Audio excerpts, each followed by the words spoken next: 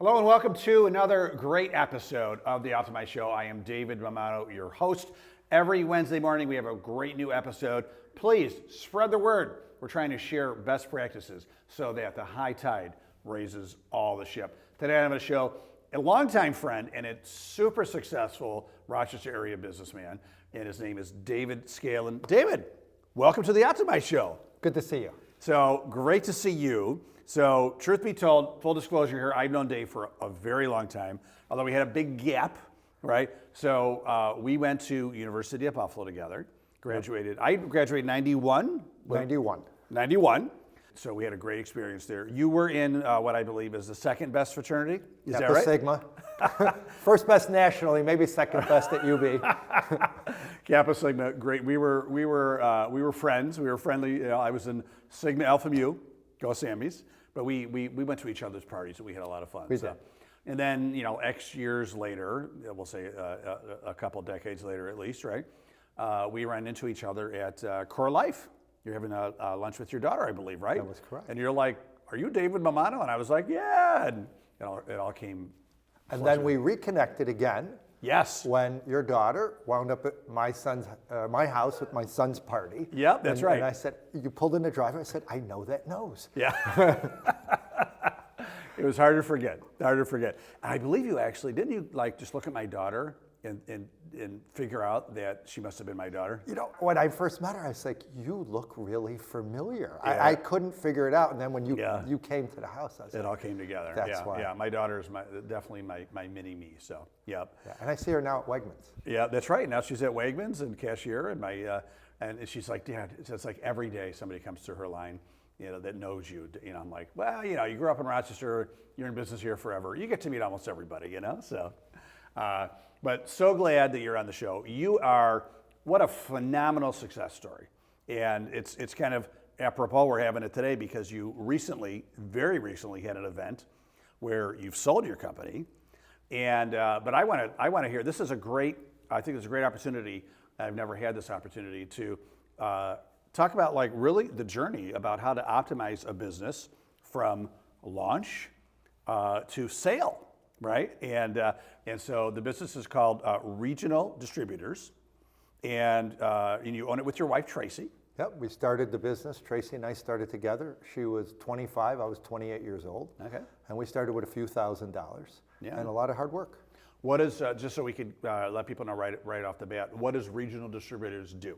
So we're a distributor of paper, packaging, janitorial supplied, food service disposables, ice cream supplies. So we've made 7 acquisitions along 30 years. Yeah. And we've built it into a company that if you live in Rochester, every day you're getting products one way or another that Rochester, in the Rochester community that we supply. All these supplies that we need and use every day, but it's not like a sexy business, right? It's not like, you know, like, oh, toilet paper, right? But we need all this stuff, right? Yes. So it's a very stable business because this is something like, you know, like we really can't do business without what you deliver, right? So we sell consumables, and just the nature of the business, people need to consume the products that we sell. Yeah, good business.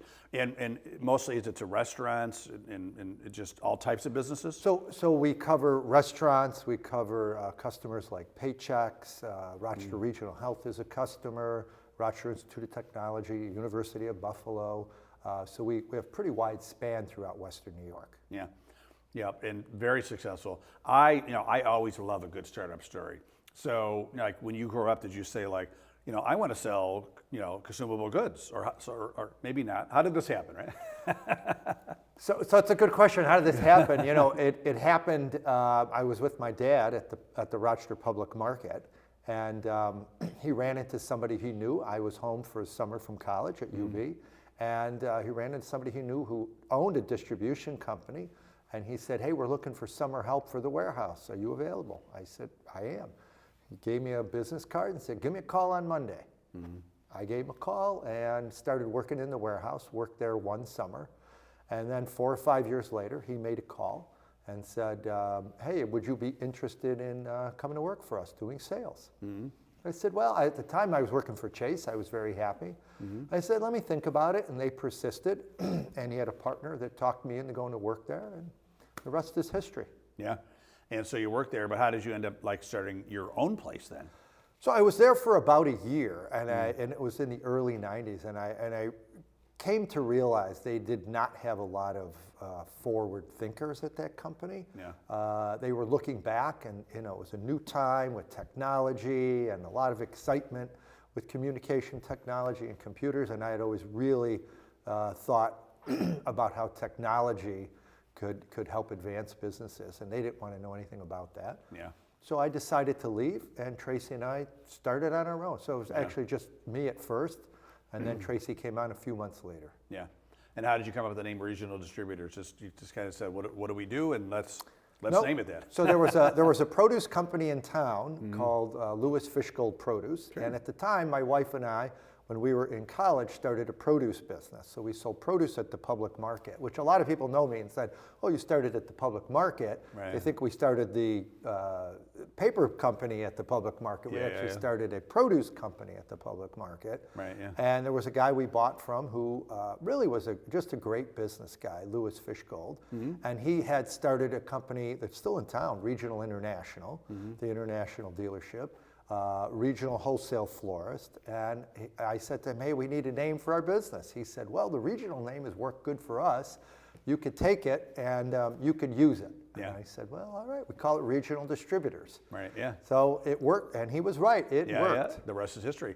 Well, people, you probably see all the trucks around. I see a truck at least once a week of Regional Distributors delivering something, right? So you got it going with your wife. And just so people can understand, like the beginning stages of starting a business, like, you're brand new, no customers, like, how did you get it going? How did you get the flywheel turning? Got the flywheel turning with a lot of hard work Yeah. and a lot of sweat. So you have to get that first customer, then you get the second customer. It's rock to rock. Yeah. And we talk about today with our salespeople the law of averages. The law of averages says if you call in enough people, someone's bound to buy from you. Right. So it's just a numbers game. Yeah. You go out and make 100 calls, you're going to close 3 customers. You go out and make Yeah. 1,000 calls, Yeah.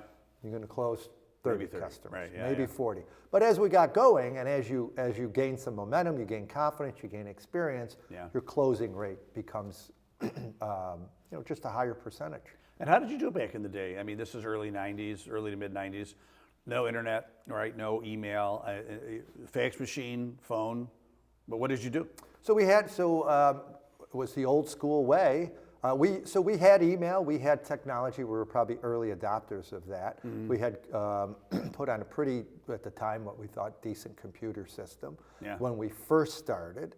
And we just worked hard, It was just my wife and I every day working on the business. And there's a lot of times people work in businesses, and I see them really working on tasks and working on things. I always tell people, you have to work on your business. You have Yeah. to make your business really attractive for your customers Yeah. to want to do business with you. Yeah, but in the beginning it's tough though, because you're working in it and on it, right? Yeah, well, that means you had to work a lot. Yeah. So we worked a lot of hours. So, it's 30 Yeah. years. We just crossed 30 years. My wife and I were doing this. Yeah, yeah. And it wasn't 30 years of 40-hour weeks. It was 30 years of 60 to 80-hour weeks. Right. Yeah. Even when you got going, still, right? So We still worked quite a bit. now a whole nother bucket here to address is working with your wife. So a lot of people, family business is tough enough, let alone a family business, because those are two separate relationships, and now you're mixing them in a blender. How did you like manage that for success as well? Really, for Tracy and I, we started a business together. We were business partners before we were even engaged and married. So it's the only life we've known. Yeah. And it's worked good for us because, when you own a business together, you learn to work out problems. Yeah, yeah. And so we've learned to work out problems, and it's just worked. We share a similar work ethic. Yeah. And, it's just work hard. Right. And, If you both know everything all the time, so there's full transparency about personal and business 24/7, right? Yep. Yeah. That's fantastic. So, pick and shovel work, rolling up the sleeves, knocking on doors, making phone calls, right? Building a client list. When did you say to yourself, like, wow, this is going to work. We got something going on. So my thought was, I've always been a guy that's gone to the gym, worked out, and I always put this in perspective for myself, and I always set a goal. I always set goals. Yeah. So one of the good things that lifting weights always did was give me a lot of goals to set. And Yeah. I had a goal set of benching 405. And this was a long time ago. And I always said to myself, what's going to be harder? Benching 405 and the work I needed to put in for that, or doing the first $1 million in sales? Yeah. And I said, well, I think the first $1 million in sales is going to be a lot easier than working to get 405. Yeah. And we did 1 million in sales, and we met that goal. And we said, okay, let's do 2 million in sales. Yeah. Let's do 3 million in sales. And so goal setting was always something that was really important. Set those goals, and I think a lot of times people just don't set goals. Yeah. And it's really important to have those clearly defined goals. At what point did you hit the 405? I hit 405. Probably I was maybe 21 or 22 years old. So That's it fantastic. took. I could tell you this. So I remember in high school benching 2.25. And going from 225 to 315 was a lot of work. Go from 315 to 405. Right. That was quite an effort. What can you bench today? I could still. Well, I don't go heavier than 265 So because great. I've had 2 shoulder surgeries. Yeah. But I could still knock it out. Hey, listen, I know the feeling when you're 50 plus, you still have goals, but they're a little bit different, right? So Yeah, so my goals today for the gym is be able to go back tomorrow. Right, yeah. Do no harm. I like it. Great, so you've been in business for 30 years. Tell us about some of the milestones and some of the proud moments along the way. I mean, every task we accomplished, every hurdle was a milestone at the time. We tend to forget about those things. But sometimes there's the big things you do in a business. Yeah. You move, and we've moved around. We've been in a lot of different locations, gotten new customers. But it's a lot of times it's the small things you do. It's the little things. Yeah. And we always talk to our staff about the little pebbles in your shoe. If you get a lot of pebbles in your shoe, it slows you down. Yeah. And you have to have a mechanism to get those out. And so we always had identified what are the pebbles in our shoe, what are the small things that when you add them all up make a big thing. So we worked on the small things and the big things. Milestones, our first $1 million a year in sales, our first $5 million a year in sales, $10 million a year in sales, were all great milestones. And I would tell my staff, and I would say, when we were at 5 million, we're going to do 10 million. Yeah. And they said, oh, we're not going to do 10 million. We're not going to be able to do this. We did 10 million. Then I said, okay, we're going to do 15 million.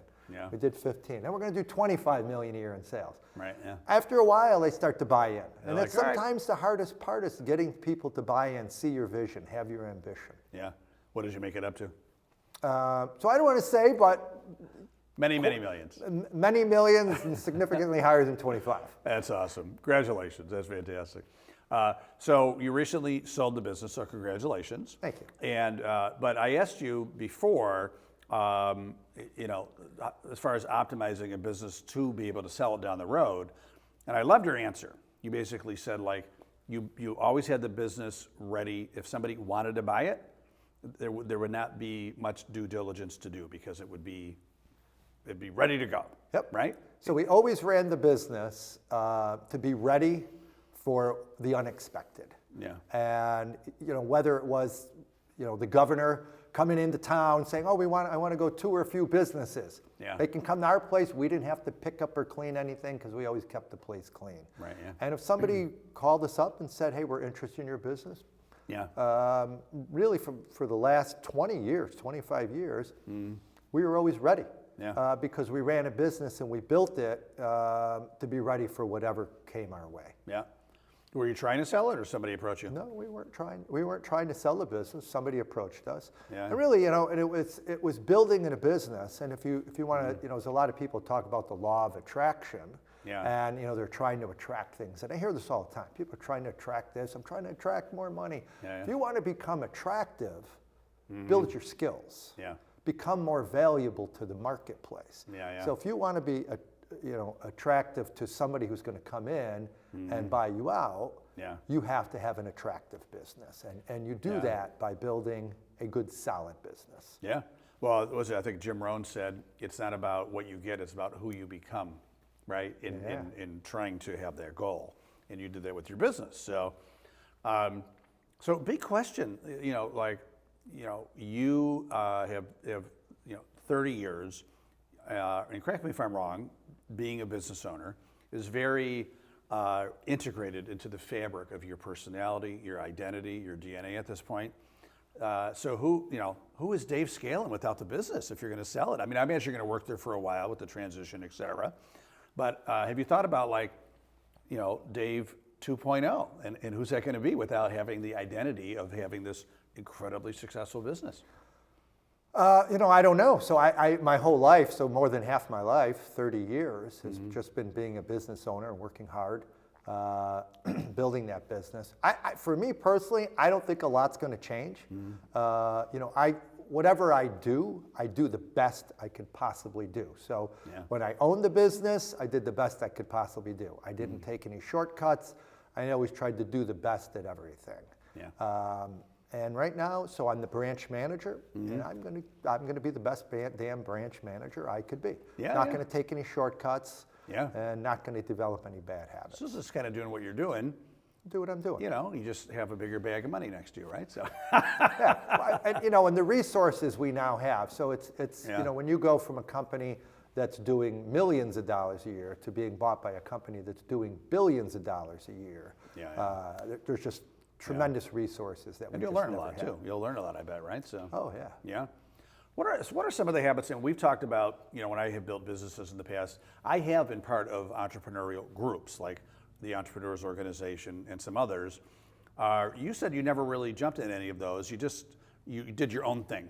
And so tell us about how did you continue to learn and grow and stay on the cutting edge of, attitude, skills, et cetera?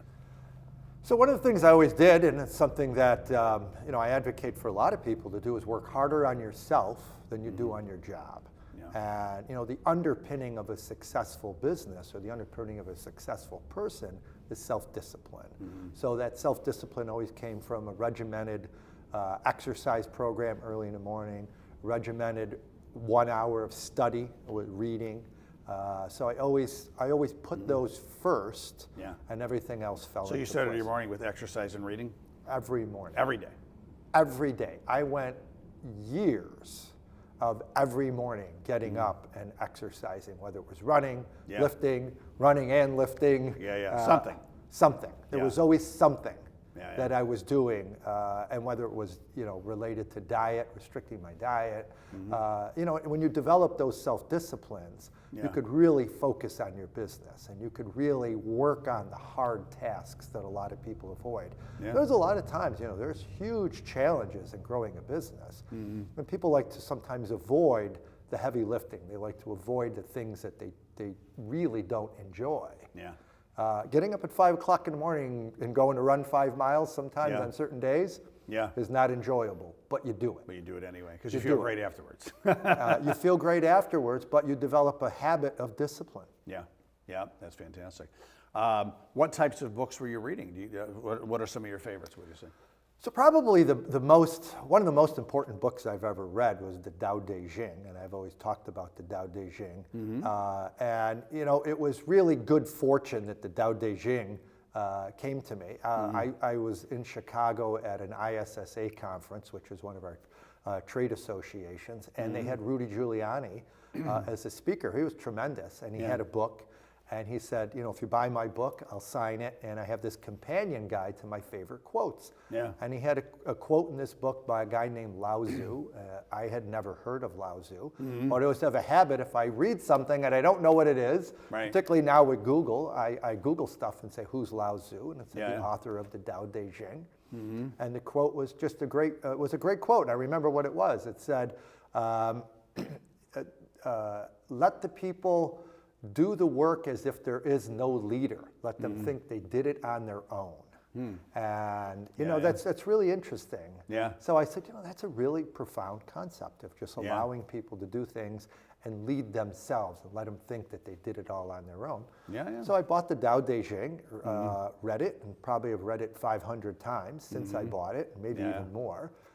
And I was in the habit of reading it weekly. So I went through and I read it weekly, and it really changes the way you think.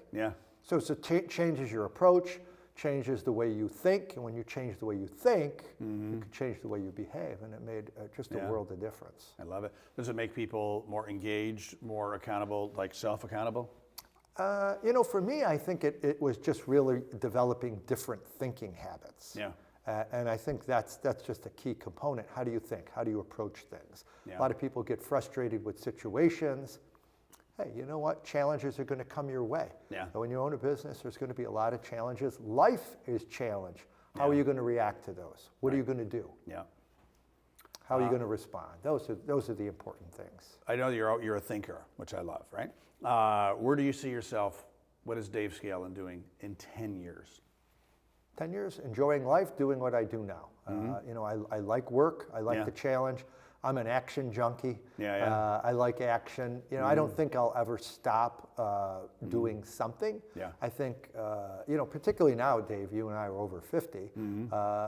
I think it's important we check those boxes of how's my life purposeful? How is my life meaningful? Yeah. How has my life been important to other people? Yeah. And an important part of the journey of building a business is you not only build it for yourself, you build it for the people around you. Yeah. So it's a great rewarding experience when you can say, not only have I done well for myself, but I have created a platform and opportunity for dozens of other people within the company to do well as And that's important. And I think a lot of times people miss that part. They think that they have to build a business on their own. And you have to really have those key people beside you and reward them and give them a financial incentive to grow. Don't go at it alone, right? You have all these great, smart people that want to work hard. Share the load, right? And Share the load. And I'm sure they come up with great ideas that maybe you wouldn't thought of, and you're like, let's do it, right? And the company gets better as a whole. Yeah, and it's so important to surround yourself with smart people. We hired some just tremendously smart people that knew a lot more about certain subjects. We hired a director of marketing years ago that, she was great. And I just remember her telling me when I said, this is what I wanted to do, she said, we're not doing that anymore. That's yesterday. Right. This is what we're going to do. Whoa. And this is how we're going to advance this company. Yeah. And I really respected her for And that. she was right. And she was right. And you know what? The people that stood their ground and said, you're wrong, this is the right direction, those are the people that I really respected, that really believed in the vision and just wanted to help guide it. Well, and kudos to you for having, you have an ego, but it's in your back pocket when necessary, right? I mean, I think you want a leader who is confident and has a good ego, but also can set it aside when someone else is trying to be a leader and they're making sense, right? I love the quote, I think John Maxwell said it, that if you are the smartest person in the room, you are in the wrong room, right? So, and that's what you were thinking, it sounds like. So, so I knew what my asset was, and the greatest asset I always had was recognizing talent and recognizing who to bring on the team to help us advance.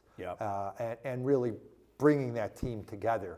We had some, and we talk about this at Regional, the pizza test. And we have this thing called the pizza test. And we ask this question, if we interview you, if we have to work late on Friday and we order a pizza, do we want to sit and eat pizza with you? And if the answer is no, you're probably not getting hired because, you have to have camaraderie and you have to have a team of people that want to work for one another. I used to have a boss in the early 90s. We called it the beer test. Would I want to have a beer with this guy? And if not, probably not going to get hired, right? Unless you're like the software engineer that I really need, I'm never going to see you, right? And that goes, and that goes back to some of the skills to make yourself attractive to the marketplace. Right. Do you have a personality that people want to be around? Yeah, that's excellent. Well, Dave, so excited for you. And you talked about what are your talents, recognizing other talent. And I think you're being humble because I also think you're a great leader. You have great leadership qualities, and I think you're a kind, empathetic, compassionate person, and I think you're a great salesperson. So you have a lot of superpowers. So congratulations. Thank you. Yeah, I still enjoy going out and selling, and it's something I do 2 days a week. I'm out on the road, seeing clients, taking orders. I have a lot of times people ask me, "Why do you do this?" And I said, "Well, we have a number of salespeople, and I want to drink the same coffee they're drinking. I want to make sure I understand their challenges. I understand what you know, what's the reality of the marketplace? Yeah, yeah. And that's really what a marketplace is understanding the reality of that marketplace. And we were able to really adapt to it because I was in it. I wasn't hearing second or third hand from people. I was living it. I was living it. Yeah, yeah, I love it. Well, Dave, congratulations. Congratulations on what a great journey from like startup, zero, no clients, to a beautiful sale 30 years later for X gazillion dollars. So congratulations. Thank you. I'll let you buy lunch next time. And by the way, if you ever meet Dave personally, we probably can't tell any of them here, but he's got the best jokes. So, but Dave, again, thank you so much for being on the show. It's a pleasure. If people want to reach out, like they're like, I like this guy, I want to learn from him, what's the best way to do that? Reach out. You know, you could call at the office at Regional Distributors. I always pick up the phone and answer. Excellent. Good old-fashioned phone call. I love it. Good old-fashioned phone call. You know, I think there's something to be said about personal interaction. Absolutely. Personal phone calls. I think a lot is lost in emails and texts. And big time.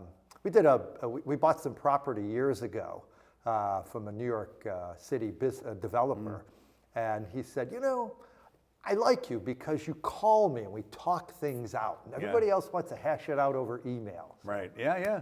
Yeah, it still works. And I think nothing can replace belly to belly. I say, you know, in person, that energy, at the end of the day, we're innately social creatures and there's nothing like it. So I agree with you. Yeah, a lot's changed in business. What will never change is people. Right. Yeah. People want to deal with people. Yeah. Good people of integrity and character like yourself. So Dave, thanks again. Thank I wish you many more years of massive success, whatever that looks like. So, and keep on working out. Thank you. And thank you everybody for watching another great episode of the Optimize Show. Again, every Wednesday morning, brand new episode. Do me a favor, talk about the show, like it, share it, the whole works. We're trying to get more subscribers on YouTube so that again, we could share all the great lessons we're learning. Thanks again, have a great day, and make sure to stay awesome.